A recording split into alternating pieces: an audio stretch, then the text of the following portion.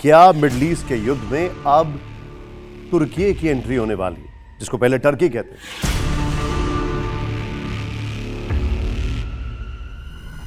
क्या middle east के युद्ध में अब इजराइल वर्सेस टर्की होने वाला है? क्या मिडल ईस्ट के युद्ध में अब ईरान वर्सेस टर्की होने वाला है?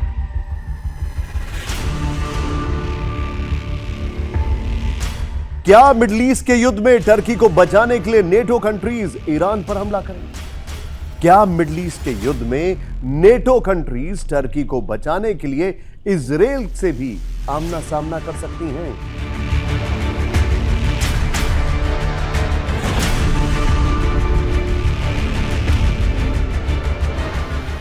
क्या मिडल ईस्ट के युद्ध में सीरिया में इजराइल वर्सेस टर्की होगा या तुर्की होगा?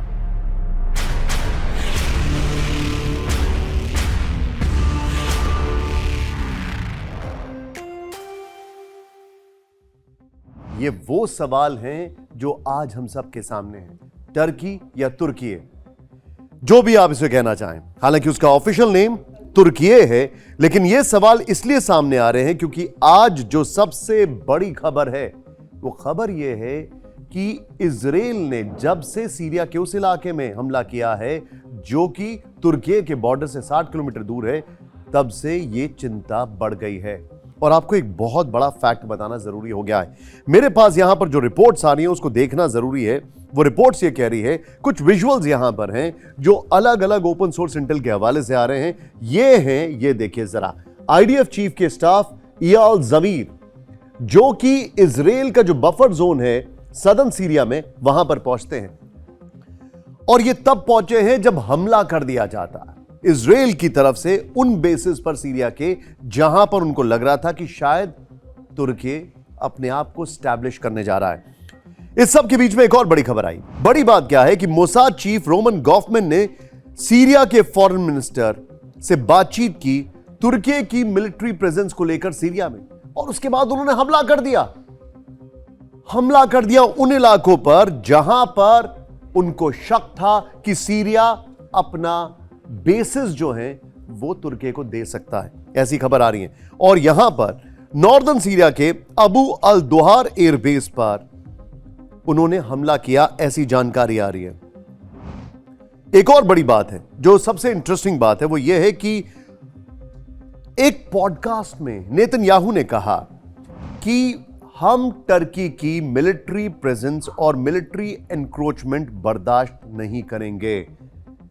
उनका यह कहना था कि एलेप्पो के नजदीक एयरफील्ड स्टैब्लिश करना चाहता था तुर्की, जो कि हमें काबिले बर्दाश्त नहीं है, यह नेतन्याहू ने कहा। यानी कुल मिलाकर जो डेवलपमेंट है वो बड़ा तेजी से हो रहा है, और इजराइल वर्सेस तुर्की अभी दिखाई देता सामने आ रहा है। कहां पर? सीरिया में। इस सब के बीच में एक और जो जानकारी हमारे पास आ रही है वो ये है कि तुर्की ने अपना जो सीपर एयर डिफेंस सिस्टम है वो सीरिया के इदलिब में डिप्लॉय कर दिया, नंबर 1। फिर एक और बड़ी खबर जो सामने आ रही है वो ये है कि ये खबर थोड़ी ज्यादा चिंताजनक है कि तुर्की ने, जो मैं आपको यहां पर विजुअल दिखा रहा हूं, तुर्की ने सीरिया के नजदीक अपना डिप्लॉयमेंट भी शुरू कर दिया है। ये उनका डिप्लॉयमेंट हो रहा है। तो क्या इजराइल वर्सेस तुर्की शुरू होने वाला है सीरिया में? और फिर क्या तुर्की, जो कि एक नेटो कंट्री है, उसकी मदद के लिए नेटो देश सामने आएंगे? हमारे एक्सपर्ट्स क्या कह रहे हैं इस पर, आइए देखते हैं। मेरा आपसे सवाल यह है दीपक सर, क्या सीरिया में तुर्की वर्सेस इजराइल नहीं इसलिए हो रहा है क्योंकि वहां पर चुनाव आने वाले हैं इजराइल में, या सीरिया में तुर्की वर्सेस इजराइल इसलिए हो रहा है कि ये एक Syria is now an open land, जिसमें दम है वो कब्जा कर ले? सर, ये इजराइल तो सीरिया को कभी भी एंटी इजराइल नहीं होने देगा, क्योंकि आपको पता है कि गोलन हाइट्स उन्होंने ली थी, उनका जंग का इतिहास है।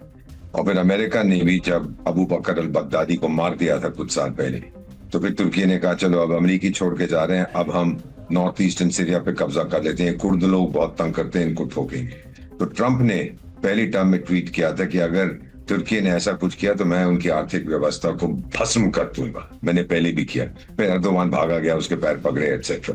सो ये नहीं, नॉट एट ऑल कि वो जंग करेंगे, क्योंकि सर अगर उन्होंने आपस में जंग किया, यानी एक नेटो देश और दूसरा इजराइल नॉन नेटो, हमला कौन करेगा? आर्टिकल 5 अगर नेटो देश पर दीपक वोरा हमला करता है तो सारे नेटो वाले मुझ पे हमला करेंगे, लेकिन अगर नेटो देश दीपक वोरा पे हमला करता है तो फिर क्या होगा? वो क्लियर नहीं है सर, वो कभी नहीं हुआ।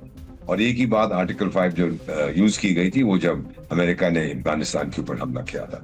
सो I don't think this is going to happen. दोनों अपनी ताकत दिखाने की कोशिश, और सीरिया में तो अब सरकार खत्म हो गई है, वो वेरी हैंडसम डार्लिंग जो ट्रंप का था वो खत्म हो गया। सर ईरान के बारे में आई जस्ट वांटेड टू से, मैं सुन रहा था जनरल साहब को, मैं इतना कहना चाहता हूँ सर, ईरान बार बार कह रहा है कि नाकाबंदी बंद करो। क्यों? तकलीफ हो रही है उसको? क्या बात है? व्हाई इज ही सेइंग कि जो हॉर्मुज का आपने ब्लॉकेड कर रखा है उसको खोल दो? क्यों भाई? क्या आपको, क्या आप तो कहते हैं हम इतना पैसा है, ये है वो है, व्हाई यू गेटिंग स्कैर्ड? क्यों खुलवाना चाहते हैं? क्योंकि आर्थिक व्यवस्था आपकी खत्म हो गई। एंड फाइनली सर, आज विश्व मच्छर दिवस है, वर्ल्ड मस्कीटो डे। अब यूक्रेन रूस में कौन मच्छर है, कौन मच्छर मार रहा है, या ईरान और इधर कौन मच्छर है, कौन मच्छर मार रहा है, आप इसका फैसला करिए। बट सिचुएशन में ये है कि नोबडी वांट्स पीस, ना यूक्रेन में ना मिडिल ईस्ट में। ये मेरा मानना है। न्यूक्लियर वेपन जानते हैं वेपन ऑफ डिटरेंस है, लेकिन अगर इजराइल के अस्तित्व पे खतरा हुआ वो नहीं रुकेगा, और अमेरिका वहां से हटेगा नहीं सर, ईरान को झुका के जाएगा, ये मेरा अटल विश्वास है sir. Noted sir. Deepak sir, तो एक वॉर फ्रंट ये है जो कि सीरिया में दिखाई दे रहा है, और इसमें क्या यह संभव है कि इजराइल तुर्की के अंदर जाकर हमला करे? क्योंकि फिर तो ये नेटो के ऊपर हमला होगा, और फिर क्या तुर्की को बचाने के लिए सऊदी अरब और पाकिस्तान आएंगे, क्योंकि उनके अभी बीच में एक डिफेंस एग्रीमेंट हुआ है, और ये एकदम नया वॉरफेयर होगा। लेकिन अब बड़ा सवाल यह है कि तुर्की ऐसा क्या कर रहा है जिससे कि ईरान नाराज है। खबर यह आ रही है कि तुर्की जो है वो बहुत जल्द लेबनान में ग्राउंड ऑफेंसिव शुरू कर सकता है, यह खबर आ रही है। हमें पता है किस तरीके से ईरान के जो मिसाइल्स थे उनको इंटरसेप्ट किया गया तुर्की में, और नेटो ने इसके लिहाज से, मैं आपको बताना चाहूंगा कि टाइम्स ऑफ इजराइल ने इसको कोट किया है, NATO is prepared to address any threat and will always do whatever is necessary to defend all its allies. ये नेटो की तरफ से मैसेज आया। फाइनेंशियल टाइम्स ने इसको रिपोर्ट किया है, टाइम्स ऑफ इजराइल में ये रिपोर्ट आई है, और उसमें यह भी लिखा गया है, as demonstrated earlier this year when NATO air defence system successfully intercepted ballistic missiles heading to Turkey from Iran on 4 separate occasions. Our deterrence and defense posture is strong and effective. यानी अब सवाल यह है कि क्या तुर्की versus Iran भी हो सकता है? इस पर देखते हैं हमारे डिफेंस एक्सपर्ट्स क्या कहना है। अभी इस वक्त सबसे बड़ा सवाल यह है कि करीब 4 बार ईरान की मिसाइलों को टर्की के आसपास नेटो ने इंटरसेप्ट किया है, यह खुद नेटो ने कहा है। टर्की के अंदर, बल्कि तुर्की के अंदर अमेरिका के बेसेस हैं। तुर्की जो है वो अमेरिका से, खासकर ट्रंप से बड़े मजबूत संबंध बना रहा है। क्या ईरान तुर्की पर हमला कर सकता है? क्या तुर्की, सऊदी अरब, पाकिस्तान का अलायंस ईरान को काउंटर करने के लिए है, या फिर कुर्द एक ऐसा कॉमन फैक्टर है जो ईरान और तुर्की को नजदीक बनाकर रखता है? क्या होगा आगे? सबसे पहले सवाल का जवाब, नेटो इस हालत में नहीं है कि कहीं भी अपना संक्षेप कर सके। आई don't think NATO is effective at all.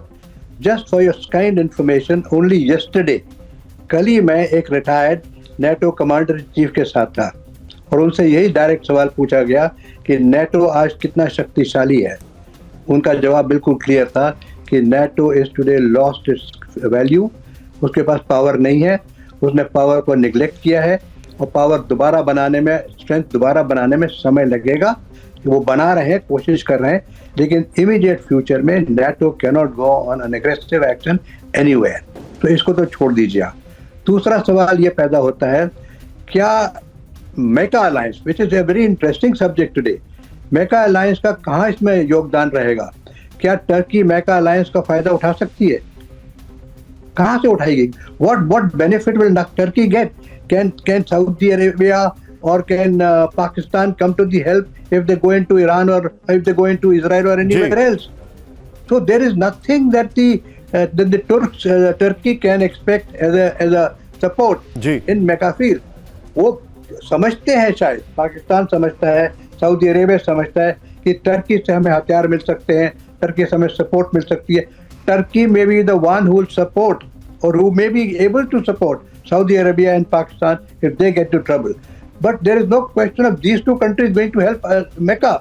So Mecca cannot be equated as a safety guarantee for Turkey. That is another point. The third most important point is this. This war, as far as Israel is concerned, is a wall of existence. मैं बिल्कुल दीपक sir से, ambassador दीपक से सहमत हूँ कि और कोई इस्तेमाल करे ना करे, weapons of mass destruction Israel ने बना के इसी मारे रख रखे हैं काफी अरसे से, just in case they are completely saddled with a problem which they can't get out of. Well, for their own survival, they may do something like as much as this. Although the world powers will resist them from doing this, but as you heard today, the Prime Minister, हम अपनी शक्ति खुद देखेंगे, हम अपने आप इस्तेमाल, जहां में परेशानी होगी, we will take the responsibility, we will do it our own cost, चाहे दुनिया माने ना माने. ये बहुत चिंताजनक. So these are very important issues which are all interconnected. Noted. इसको आप आइसोलेशन में नहीं देख सकते. ये बहुत चिंताजनक है. Thank you very much sir for joining in, Shankar Prasad sir. कुल मिलाकर आज की स्थिति यह है कि तुर्की मिडिल ईस्ट के युद्ध में किसी ना किसी फॉर्म में एंट्री कर सकता है, और अगर यह हुआ तो यकीन मानिए जो अभी तक हम कह रहे हैं वर्ल्ड इज एट वॉर, उसका दायरा बढ़ जाएगा, क्योंकि इसमें डायरेक्ट नेटो की entry in terms of warfare. अभी तक हम इनडायरेक्ट एंट्री देख रहे हैं रशिया यूक्रेन युद्ध में. डायरेक्टली नेटो हमला नहीं कर रहा है. नेटो डिफेंस मैकेनिज्म, हथियार, ये सारी चीजें प्रोवाइड कर रहा है, लेकिन डायरेक्टली इन्वॉल्व नहीं है. लेकिन यहां पर तुर्की की एंट्री का मतलब होगा नेटो की डायरेक्ट इन्वॉल्वमेंट एक नए वॉर फ्रंट में, और ये चीजों को और कॉम्प्लेक्स कर सकता है. लोगों को क्या ये कहना है कि अमेरिका ने नेतन्याहू को मना किया था, ऐसा एक्सपर्ट्स कह रहे हैं कि आप किसी भी लेवल पर चीजों को एस्केलेट मत करें. लेकिन नेतन्याहू ने गाजा पर हमला किया अभी कुछ दिनों में, लेबनान पर हमले बढ़ा दिए अभी कुछ दिनों में, और सीरिया में जो हमले किए हैं वो इंडिकेट कर रहा है कि नेतन्याहू किसी के नहीं सुन रहे हैं, ऐसा एक्सपर्ट्स का कहना है. तो क्या हम वर्ल्ड एट वॉर से वर्ल्ड वॉर की तरफ बढ़ रहे हैं?